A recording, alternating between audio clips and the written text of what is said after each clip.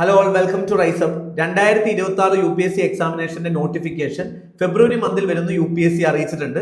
അപ്പൊ ഇതിന്റെ ഭാഗമായി OBC റിസർവേഷനുള്ള ആളുകൾക്ക് നോൺ ക്രിമിലിയർ സർട്ടിഫിക്കറ്റ് മേടിക്കണമെന്നുണ്ടെങ്കിൽ എന്തൊക്കെ കാര്യങ്ങളാണ് ശ്രദ്ധിക്കേണ്ടത്, ആരാണ് നോൺ ക്രിമിലിയർ, എന്തൊക്കെ ക്രൈറ്റീരിയ പ്രകാരമാണ് നോൺ ക്രിമിലിയർ നിശ്ചയിക്കപ്പെടുന്നത്, അതേപോലെ തന്നെ ഒരു സർട്ടിഫിക്കറ്റ് എങ്ങനെയാണ് അപ്ലൈ ചെയ്യേണ്ടത് എന്നുള്ള കാര്യങ്ങളാണ് നമ്മൾ ഇന്നത്തെ വീഡിയോയിൽ ഡിസ്കസ് ചെയ്യാൻ പോകുന്നത്. അപ്പൊ അതിന് മുന്നാടി എന്താണ് OBC റിസർവേഷൻ എന്ന് ഒന്ന് പറയാം. മണ്ഡൽ കമ്മീഷന്റെ ഭാഗമായിട്ട് 27% സെൻട്രൽ ഗവൺമെന്റ് OBC റിസർവേഷൻ ആയിട്ട് കൊടുത്തിട്ടുള്ളത് അതർ ബാക്ക്വേർഡ് കാസ്റ്റേഴ്സിന് വേണ്ടിയിട്ട്. അപ്പം അതിന്റെ ഗവൺമെന്റിന് ഈ ഒരു ഡിസിഷനെ ചലഞ്ച് ചെയ്തുകൊണ്ട് കൊടുത്ത പെറ്റീഷനിൽ, അതായത് ഇന്ദിരാ സോനായ് കേസിൽ ഗവൺമെന്റ് ഈ ഒരു റിസർവേഷൻ അംഗീകരിക്കുകയും പക്ഷേ there should be A reasonable classification, അതിന്റെ ഭാഗമായിട്ട് ക്രീമി ലെയർ എന്നും നോൺ ക്രീമി ലെയർ എന്നും രണ്ട് വിഭാഗമായി തിരിക്കണം എന്ന് പറഞ്ഞു. ക്രീമി ലെയർ എന്ന് പറഞ്ഞു കഴിഞ്ഞാൽ എക്കണോമിക്കലി കുറച്ച് വെൽ ഓഫ് ആയിട്ടുള്ള ആളുകൾ, നോൺ ക്രീമി ലെയർ എന്ന് പറഞ്ഞു കഴിഞ്ഞാൽ എക്കണോമിക്കലി കുറച്ച് ബാക്ക്വേർഡ് ആയിട്ടുള്ള ആളുകൾ. സോ ഇതിനെ നിശ്ചയിക്കുന്ന ക്രൈറ്റീരിയക്ക് അനുസരിച്ചായിരിക്കും റിസർവേഷൻ കൊടുക്കുക. ഇനി നിങ്ങളൊരു OBC റിസർവേഷൻ അർഹതപ്പെട്ട ആളാണോ എന്ന് മനസ്സിലാക്കാൻ വേണ്ടിയിട്ട് OBCയെ പറ്റി പറയുമ്പോൾ അല്ലെങ്കിൽ അതർ ബാക്ക്വേർഡ് ക്ലാസസിനെ പറയുമ്പോൾ ദർ ആർ ടു ലിസ്റ്റ്. ഒന്ന് എന്ന് പറയുന്നത് സ്റ്റേറ്റ് ലിസ്റ്റ് ആണ്, രണ്ട് സെൻട്രൽ ലിസ്റ്റ് ആണ്. സ്റ്റേറ്റ് ലിസ്റ്റിൽ മാത്രം OBCയിൽ പേരുണ്ടായിട്ട് കാര്യമില്ല. നിങ്ങൾ സെൻട്രൽ ഗവൺമെന്റിന്റെ ലിസ്റ്റിൽ നിങ്ങൾ ഒരു അതർ ബാക്ക്വേർഡ് കാസ്റ്റ് ആണെന്ന് പേരുണ്ട് എന്നുണ്ടെങ്കിൽ തീർച്ചയായിട്ടും നിങ്ങൾക്ക് റിസർവേഷന് വേണ്ടിയിട്ട് അപ്ലൈ ചെയ്യാവുന്ന ഫസ്റ്റ് മാനദണ്ഡം ആയിട്ടുണ്ട്. അപ്പൊ നിങ്ങൾക്ക് വേണമെങ്കിൽ അപ്ലൈ ചെയ്യാൻ പറ്റുന്നതാണ്. അതായത് നിങ്ങൾ ഈ ഒരു പർട്ടിക്കുലർ കാസ്റ്റിലാണ് വരുന്നതെന്ന് അറിയാൻ വേണ്ടിയിട്ട് ഈ താഴെ കൊടുത്തിരിക്കുന്ന ഈ കാണിക്കുന്ന വെബ്സൈറ്റിൽ എന്ത് ചെയ്താൽ മതി, നിങ്ങൾക്കൊന്ന് ചെക്ക് ചെയ്യാം. ഇതിന്റെ ലിങ്ക് ഡിസ്ക്രിപ്ഷനിൽ കൊടുത്തിട്ടുണ്ട്. നിങ്ങൾ എന്ത് ചെയ്യാം, അതെടുത്ത് നിങ്ങൾക്ക് നിങ്ങളെ സംശയമുള്ളവർക്കൊന്ന് ചെക്ക് ചെയ്ത് നോക്കാവുന്നതാണ്. അതേപോലെ തന്നെ നെക്സ്റ്റ് ക്രൈറ്റീരിയ എന്ന് പറയുന്നത് OBC ആണ് എന്നുണ്ടെങ്കിൽ ക്രീമി ലെയറും നോൺ ക്രീമി ലെയറും ആണ്. നിങ്ങളൊരു ഗവൺമെന്റ് എംപ്ലോയി അല്ല, അല്ലെങ്കിൽ നിങ്ങളുടെ പാരന്റ്സ് ഒരു ഗവൺമെന്റ് എംപ്ലോയി അല്ല എന്നുണ്ടെങ്കിൽ ക്രീമി ലെയറും നോൺ ക്രീമി ലെയറും തീരുമാനിക്കുന്നത് നിങ്ങളുടെ പാരന്റ്സിന്റെ ആനുവൽ ഇൻകം വെച്ചിട്ടാണ്. ആനുവൽ ഇൻകം നോക്കുകയാണെന്നുണ്ടെങ്കിൽ, ഫോർ എക്സാമ്പിൾ നിങ്ങളുടെ പാരന്റ്സിന്റെ ആനുവൽ ഇൻകം 8 ലാക്കോ അതിന് മുകളിലോ ആണ് എന്നുണ്ടെങ്കിൽ, 8 ലാക്കിന് മുകളിലാണ് എന്നുണ്ടെങ്കിൽ സ്വാഭാവികമായിട്ടും നിങ്ങൾ ക്രീമി ലെയറിന്റെ അണ്ടറിൽ വരും. That means you won't be able to avail the reservation. ഇനി അതല്ല, നിങ്ങളുടെ പാരന്റ്സിന്റെ ആനുവൽ ഇൻകം 8 ലാക്സിന് താഴെയാണ് എന്നുണ്ടെങ്കിൽ നിങ്ങൾക്ക് റിസർവേഷൻ തീർച്ചയായിട്ടും അവെയിൽ ചെയ്യാൻ പറ്റും. ഈ 8 ലാക്ക് കാൽക്കുലേറ്റ് ചെയ്യുന്ന സമയത്ത് നിങ്ങളുടെ പാരന്റ്സിന്റെ അഗ്രികൾച്ചർ ഇൻകം കൺസിഡർ ചെയ്യുന്നതല്ല, income from other sources, salary income ഒക്കെ ആയിരിക്കും എന്ത് ചെയ്യുക, കൺസിഡർ ചെയ്യുക. അപ്പം 8 ലാക്കിന് താഴെയാണ് നിങ്ങളുടെ ആനുവൽ ഇൻകം എന്നുണ്ടെങ്കിൽ you will be consider as A non creamy layer. നിങ്ങൾക്ക് തീർച്ചയായിട്ടും റിസർവേഷൻ അപ്ലൈ ചെയ്യാം. ഇനി റിസർവേഷൻ അപ്ലൈ ചെയ്യുമ്പോൾ ഗവൺമെന്റ് ചോദിക്കുന്നത്, അല്ലെങ്കിൽ UPSCയുടെ മാനദണ്ഡം അനുസരിച്ച് ലാസ്റ്റ് 3 ഫിനാൻഷ്യൽ ഇയറിലെ ഇൻകം ടാക്സ് സർട്ടിഫിക്കറ്റ്സിന് 8 ലാക്കിൽ ഇൻകം കുറവായിരിക്കണം.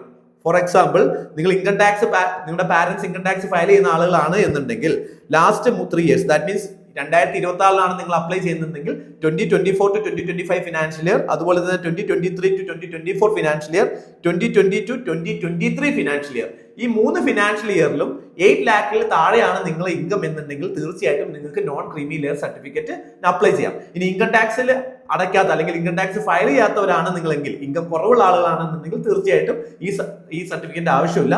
ഫയൽ ചെയ്യുന്നവർ ഈ 3 വർഷത്തെ ഇൻകം ടാക്സ് ഫയൽ ചെയ്യുന്നവർ ഈ 3 വർഷത്തെ ഇൻകം ടാക്സിന്റെ റിട്ടേൺസിൽ നിങ്ങളുടെ ഇൻകം ഫ്രം അതർ സോഴ്സസും സാലറി ഇൻകം 8 ലാക്കിൽ താഴെയാണ് എന്നുണ്ടെങ്കിൽ തീർച്ചയായിട്ടും നിങ്ങൾക്ക് OBC സർട്ടിഫിക്കറ്റിന് അപ്ലൈ ചെയ്യാം, നോൺ ക്രീമി ലെയർ സർട്ടിഫിക്കറ്റിന് അപ്ലൈ ചെയ്യാം.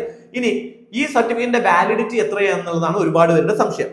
ഈ ഒരു പർട്ടിക്കുലർ സർട്ടിഫിക്കറ്റിന്റെ വാലിഡിറ്റി എന്ന് പറയുന്നത് 1 ഇയർ ആണ്. ദാറ്റ് മീൻസ് ഈ 2026 നിങ്ങൾ അപ്ലൈ ചെയ്യണം എന്നുണ്ടെങ്കിൽ 2025 ഏപ്രിൽ 1 ശേഷം നിങ്ങൾക്ക് ഇഷ്യൂ ചെയ്ത സർട്ടിഫിക്കറ്റ് തന്നെ ഉപയോഗിച്ച് നിങ്ങൾ അപ്ലൈ ചെയ്യണം. അല്ലാത്ത പക്ഷം നിങ്ങളുടെ സർട്ടിഫിക്കറ്റ് റിജക്ട് ചെയ്യുന്നതായിരിക്കും. അപ്പം ഏപ്രിൽ 1, 2025 ശേഷമുള്ള സർട്ടിഫിക്കറ്റ് എന്ത് ചെയ്യുക, തന്നെ വെച്ച് അപ്ലൈ ചെയ്യാൻ UPSC പ്രത്യേകം പറയുന്നുണ്ട്. അതായത് കഴിഞ്ഞ വർഷത്തെ എക്സാമിന് വേണ്ടി നിങ്ങൾ ഉപയോഗിച്ച നോൺ ക്രീമി ലെയർ സർട്ടിഫിക്കറ്റ് പോരാ, ഈ വർഷം പുതുതായി അപ്ലൈ ചെയ്തിട്ട് എന്ത് ചെയ്യണം, നോൺ ക്രീമി ലെയർ സർട്ടിഫിക്കറ്റ് നിങ്ങൾ എടുക്കണം എന്നുള്ളതാണ്. അതേപോലെ തന്നെ ഏറ്റവും അവസാനത്തെ ഡേറ്റ് എന്ന് പറയുന്നത് the closing date of the online application of civil service examination 2026. അതിനുശേഷമുള്ള ഡേറ്റ് എന്ത് ചെയ്യാൻ പറ്റില്ല, UPSCയുടെ OBC സർട്ടിഫിക്കറ്റിന്റെ നോൺ ക്രിമിനൽ സർട്ടിഫിക്കറ്റ് പോരാ, അതിന് മുന്നേ ഉള്ള സർട്ടിഫിക്കറ്റ് എടുക്കണം. സോ മാക്സിമം എന്താണ്, 1 ഏപ്രിൽ 2025 തൊട്ട് the closing date of UPSC civil service examination prelims എക്സാമിനേഷന്റെ ആപ്ലിക്കേഷൻ ഫോം വരെയുള്ളതാണ് നിങ്ങൾക്കുള്ള ഡേറ്റ്. ഇനി നിങ്ങളുടെ പാരന്റ്സ് ഒരു ഗവൺമെന്റ് എംപ്ലോയി ആണ് എന്നുണ്ടെങ്കിൽ ഇവിടെ ക്രൈറ്റീരിയ എന്ന് പറയുന്നത് ഇൻകം അല്ല, നിങ്ങളുടെ പാരന്റ്സിന്റെ സ്റ്റാറ്റസ് ആണ്. Okay, so with respect to government employees നിങ്ങളുടെ ഇൻകം 8 lakh ക്രൈറ്റീരിയ വരില്ല. അതിന് പകരം ഗ്രൂപ്പ് ഏതാണ് എന്നുള്ളതാണ് നിങ്ങളുടെ സ്റ്റാറ്റസ് ആണ് നിങ്ങൾ കൺസിഡർ ചെയ്യുന്നത്. ഫോർ എക്സാമ്പിൾ, നിങ്ങളുടെ പാരന്റ്സിൽ ആരെങ്കിലും ഒരാൾ ഗ്രൂപ്പ് എ സർവീസിലുള്ള ആളാണ് എന്നുണ്ടെങ്കിൽ, so that means group A that to before 40 years of age, 40 വയസ്സിന് മുന്നേ നിങ്ങളുടെ പാരന്റ് ഒരാൾ ഗ്രൂപ്പ് എ സർവീസിൽ കയറിയിട്ടുള്ളതാണെങ്കിൽ തീർച്ചയായിട്ടും നിങ്ങൾ ക്രീമി ലെയർ ആണ്, നിങ്ങൾക്ക് OBC റിസർവേഷൻ കിട്ടുകയില്ല. ഓക്കെ, അതേപോലെ തന്നെ നിങ്ങളുടെ ഇൻകം, നിങ്ങൾ ഇനി ഗവൺമെന്റ് സർവന്റ് അല്ല നിങ്ങളുടെ പാരന്റ് എന്നുണ്ടെങ്കിൽ നിങ്ങളുടെ ഇൻകം 8 lakhന്റെ മുകളിലാണെന്നുണ്ടെങ്കിലും നിങ്ങൾക്കും OBC റിസർവേഷൻ കിട്ടില്ല. ഓക്കെ, ഇനി നിങ്ങളുടെ ബോത്ത് പാരന്റ്സ്, നിങ്ങളുടെ രണ്ട് പാരന്റ്സും ഗ്രൂപ്പ് ബി സർവീസസിലാണ് കയറിയിട്ടുള്ളത്, that to direct recruitment before the age of 40. 40 വയസ്സിന് മുന്നേ നിങ്ങളുടെ രണ്ട് പാരന്റ്സും ഗ്രൂപ്പ് ബി സർവീസിൽ കയറിയിട്ടുള്ള ആളുകളാണ് എന്നുണ്ടെങ്കിൽ നിങ്ങൾക്കും OBC റിസർവേഷൻ കിട്ടില്ല. ഇവിടെ രണ്ടാമത്തെ കണ്ടീഷനിൽ ഞാൻ പറഞ്ഞു, രണ്ട് പാരന്റ്സും ഗ്രൂപ്പ് ബിയിൽ. ഗ്രൂപ്പ് എയുടെ കാര്യത്തിൽ ഏതെങ്കിലും ഒരു പാരന്റ്സ് ഗ്രൂപ്പ് എ സർവീസിൽ കയറിയിട്ടുള്ള ആളാണെന്നുണ്ടെങ്കിൽ നിങ്ങൾക്ക് റിസർവേഷൻ കിട്ടുന്നതായിരിക്കില്ല. പക്ഷെ രണ്ടാമത്തെ കേസിൽ രണ്ട് പാരന്റ്സും ഗ്രൂപ്പ് ബി സർവീസ് ബിഫോർ 40 ആണെന്നുണ്ടെങ്കിൽ നിങ്ങൾക്ക് റിസർവേഷൻ കിട്ടില്ല. പക്ഷെ ഒരു പാരന്റ് ആണ് ഗ്രൂപ്പ് ബിയിലാണ്, ബിഫോർ 40 ആണ് എങ്കിൽ നിങ്ങൾ നോൺ ക്രീമി ലെയർ ആണ്, നിങ്ങൾക്ക് റിസർവേഷൻ കിട്ടുന്നതായിരിക്കും. ഓക്കെ, ഇപ്പൊ ഒരു പാരന്റ് ആണ് ഗ്രൂപ്പ് ബി ബിഫോർ 40 ആണെന്നുണ്ടെങ്കിൽ you are also known creamy layer ആണ്, നിങ്ങൾക്ക് റിസർവേഷൻ കിട്ടും. ഇനി ഗവൺമെന്റ് എംപ്ലോയീസിന്റെ കാര്യത്തിൽ one of the parent is actually group A service, രണ്ട് പാരന്റ്സും ഗ്രൂപ്പ് ബി സർവീസ് ആണ്, ബിഫോർ 40 ആണെന്നുണ്ടെങ്കിലും ഈ രണ്ട് കേസസിലും ഇവർ രണ്ടുപേരും ക്രീമി ലെയർ ആണ്. ഇനി ഒരു പാരന്റ് ആണെന്നുണ്ടെങ്കിൽ നിങ്ങൾ നോൺ ക്രീമി ലെയർ ആണ്.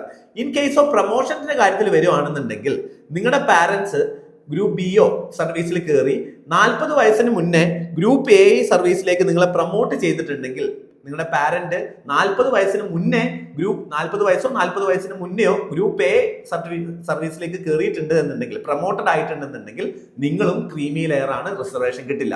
ഇനി 40 വയസ്സിന് ശേഷമാണ് ഗ്രൂപ്പ് എ സർവീസിലേക്ക് നിങ്ങളെ പ്രൊമോട്ട് ചെയ്യുന്നതെങ്കിൽ നിങ്ങൾക്ക് റിസർവേഷൻ കിട്ടും.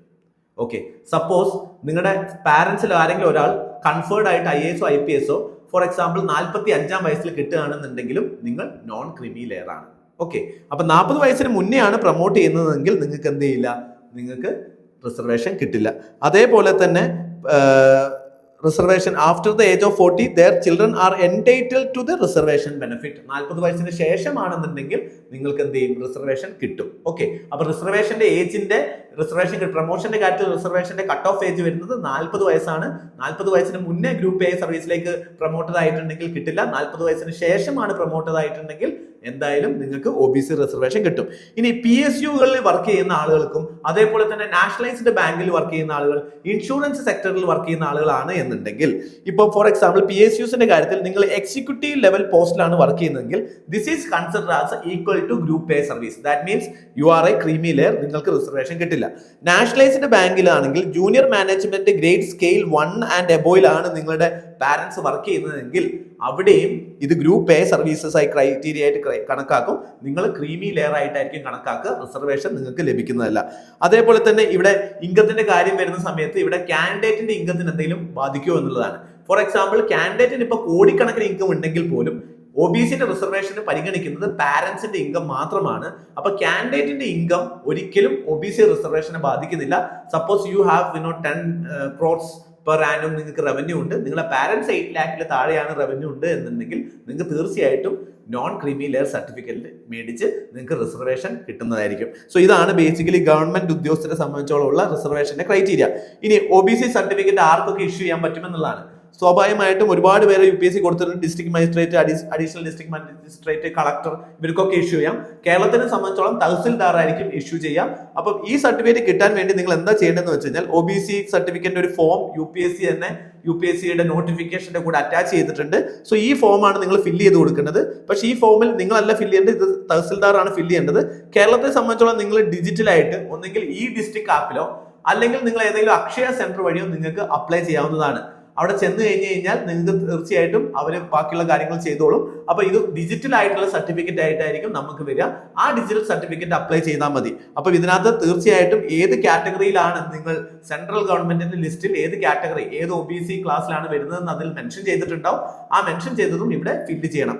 അതിനുശേഷം നിങ്ങൾ ആപ്ലിക്കേഷൻ ഫില്ല് ചെയ്യുന്ന സമയത്ത് നിങ്ങൾ ഒരു undertaking aspirants undertaking under self attested ആയിട്ട് അപ്ലൈ ചെയ്യേണ്ടതുണ്ട്. അതിന്റെ ഫോം UPSCയുടെ വെബ്സൈറ്റിൽ തന്നെ കിടപ്പുണ്ട്.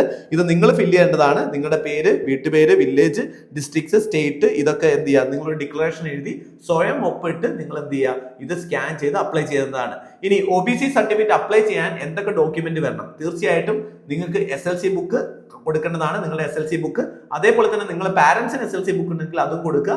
അതേപോലെ തന്നെ നികുതി അടച്ചതിന്റെ റെസീറ്റ്, അതേപോലെ തന്നെ നിങ്ങളുടെ റേഷൻ കടയിലെ റേഷൻ കാർഡ് കാര്യങ്ങൾ കൊടുത്തു കഴിഞ്ഞ് കഴിഞ്ഞാൽ നിങ്ങൾക്ക് തീർച്ചയായിട്ടും എന്ത് ചെയ്യാൻ പറ്റും, നിങ്ങളുടെ non creamy layer certificate apply ചെയ്യാം. കംപ്ലീറ്റ്ലി ഓൺലൈൻ സിസ്റ്റമാണ്. നിങ്ങൾക്ക് നിങ്ങളുടെ വീട്ടിലിരുന്നും ഇത് എന്ത് ചെയ്യാൻ പറ്റും, അപ്ലൈ ചെയ്യാൻ പറ്റും. അതേപോലെ തന്നെ അല്ലെങ്കിൽ നിങ്ങൾക്ക് ഇനി അത് ബുദ്ധിമുട്ടാണെങ്കിൽ നിയറസ്റ്റ് അക്ഷയ സെന്ററിൽ പോയി കഴിഞ്ഞ് കഴിഞ്ഞാൽ അവിടുന്ന് നിങ്ങൾക്ക് സർട്ടിഫിക്കറ്റ് അപ്ലൈ ചെയ്യാൻ പറ്റും. എന്നിട്ട് ഓൺലൈൻ ആയിട്ട് തന്നെ നിങ്ങൾക്ക് സർട്ടിഫിക്കറ്റ് ഡൗൺലോഡ് ചെയ്തെടുക്കാൻ പറ്റുന്നതാണ്. സോ ഇങ്ങനെയാണ് ബേസിക്കലി റിസർവേഷന്റെ കാര്യത്തിന് വേണ്ടി നിങ്ങൾക്ക് ചെയ്യാം. ഇനി ഈ ഒരു റിസർവേഷന്റെ കാര്യത്തിൽ നിങ്ങൾ ഒരു നോൺ ക്രീമി ലെയർ ആണോ ക്രീമി ലെയർ ആണോ എന്നുള്ള എന്തെങ്കിലും സംശയം നിങ്ങൾക്ക് ഉണ്ട് എന്നുണ്ടെങ്കിൽ നമ്മൾക്ക് റൈസപ്പിൽ കോൺടാക്ട് ചെയ്ത് കഴിഞ്ഞ് കഴിഞ്ഞാൽ ഞങ്ങൾ ഹെൽപ്പ് ചെയ്യുന്നതായിരിക്കും. ഇവിടെ കോൺടാക്ട് നമ്പർ കൊടുത്തിട്ടുണ്ട്. അപ്പം ഇനി ഒട്ടും താമസിക്കേണ്ട. ഈ ഇപ്പം നോട്ടിഫിക്കേഷൻ വരുന്നതിന് മുന്നേ തന്നെ നോൺ ക്രീമി ലെയർ ആയിട്ടുള്ള ആളുകളൊക്കെ നോൺ ക്രീമി ലെയർ സർട്ടിഫിക്കറ്റ് എടുത്തു വെക്കുക. ഗവൺമെന്റ് ഉദ്യോഗസ്ഥരെ പറ്റി ഒരു കാര്യം മാത്രം ഓർത്താൽ മതി. നിങ്ങളുടെ പാരന്റ് 40 വയസ്സിന് മുമ്പ് ഗ്രൂപ്പ് എയോ അല്ലെങ്കിൽ നിങ്ങൾ 2 പാരന്റ്സും 40 വയസ്സിന് മുമ്പ് ഗ്രൂപ്പ് ബിയോ ആയിട്ടുള്ള ഓഫീസേഴ്സ് ആണ് എന്നുണ്ടെങ്കിൽ മാത്രമാണ് നിങ്ങൾക്ക് റിസർവേഷൻ കിട്ടാത്തതുള്ളൂ. ഇൻകം ഒരു പ്രശ്നമല്ല. ബാക്കി എല്ലാ ഓഫീസേഴ്സിന്റെ ആളുകൾക്കും നിങ്ങൾക്ക് റിസർവേഷൻ കിട്ടും, നോൺ ക്രീമി ലെയർ സർട്ടിഫിക്കറ്റ് കിട്ടും. വളരെ സിമ്പിൾ ആണ്. 40 വയസ്സിന് ശേഷം പ്രൊമോട്ടർ ആണെങ്കിലും നിങ്ങൾ നോൺ ക്രീമി ലെയർ ആണ്. So I hope you guys understood and thank you for watching. Just follow us. Thank U.